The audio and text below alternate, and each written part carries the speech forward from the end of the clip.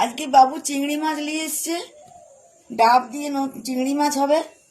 আপনারা পুরো ভিডিওটা ভালো করে দেখুন আর আমাকে একটা লাইক করে জানান। শুরুতে আমরা কিছু বাটাবাটি করে নেব। তো প্রথমে আমরা বেটে নেব পোস্ত, কিছুটা কাজু বাদাম এবং কিছুটা নারকেল। এটা একসাথে জল দিয়ে আমরা পেস্ট করে নেব। এরপর আমরা নিয়ে নেব একই মিক্সিতে নিয়ে নেব কিছুটা পরিমাণ পেঁয়াজ, আদা এবং কাঁচা লঙ্কা। এটাকেও জল দিয়ে হালকা জল দিয়ে পেস্ট করে নেব।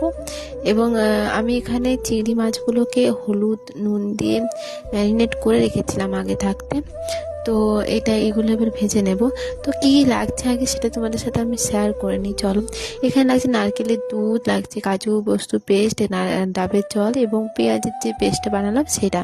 তো তেল নিয়ে এবার আমি একে একে চিংড়ি মাছগুলোকে ভেজে নেব। লাল লাল করে ভাজবো, খুব খরা করে ভাজবো না। এরপর কিছুটা সর্ষে পেঁয়াজের যে পেস্ট আছে সেটার সাথে মিশিয়ে নেব। আর এদিকে আমার সমস্ত চিংড়ি মাছগুলো ভাজা হয়ে গেছে, দেখতেই পাচ্ছ।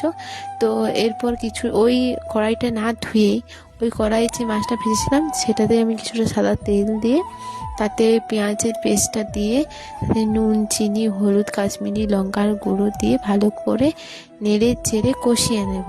যতক্ষণ না এটা তেল ছাড়ছে ততক্ষণ কষিয়ে নেব। একটা কথা কি জানো তো, যতটা কষানো হবে না আর ততটাই টেস্টটা খুব ভালো আসে। তো এরপর কাজু পোস্ত আর নারকেলের যে পেস্টটা বানিয়েছিলাম সেটা দিয়ে দিলাম।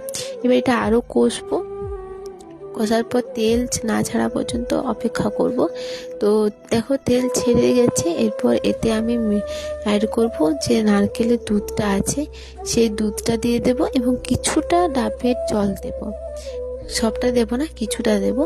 তো এরপর আরও আমি খুব ভালো করে এটা ফুটিয়ে নেব। এখানে একটা বলে রাখি যে নারকেলের দুধটা তোমরা একবারেই বানিয়ে নেবে কতটা পরিমাণ মাছ আছে এটা ক্ষেত্রে, কারণ এখানে কোনো জল আমরা কিন্তু অ্যাড করব না, এতে টেস্টটা অনেকটা ভালো আসে। এখানে আমি ডাবটা নিয়ে নিয়েছি, পরিষ্কার করে নিয়েছি ডাবটা। আর একটুখানি আমি রান্না করে তারপর ডাবে দিয়ে দেব চিংড়ি মাছগুলো গ্রেভি সহ দমে বসাবার জন্য। তো এখানে আমি চিংড়ি মাছগুলো ডাবের ভেতর আস্তে আস্তে ঢুকিয়ে দিচ্ছি।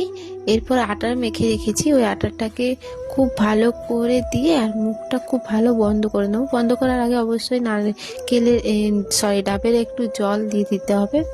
তো এখানে আমি দেখো মুখটা এইভাবে বন্ধ করে আর দমে দিয়ে দিয়েছি। অবশ্যই গ্যাসটাকে একদম কমিয়ে রাখতে হবে, নাহলে তলের যে অংশটা সেটা ধরে যেতে পারে। তার জন্য দেখো কতটা সুন্দর হয়েছে না। তো আমার রেসিপিটা কেমন লাগলো অবশ্যই তোমরা জানিও, এভাবে তোমরাও একবার ট্রাই করো আর আমাকে অবশ্যই জানাতে ভুলো না।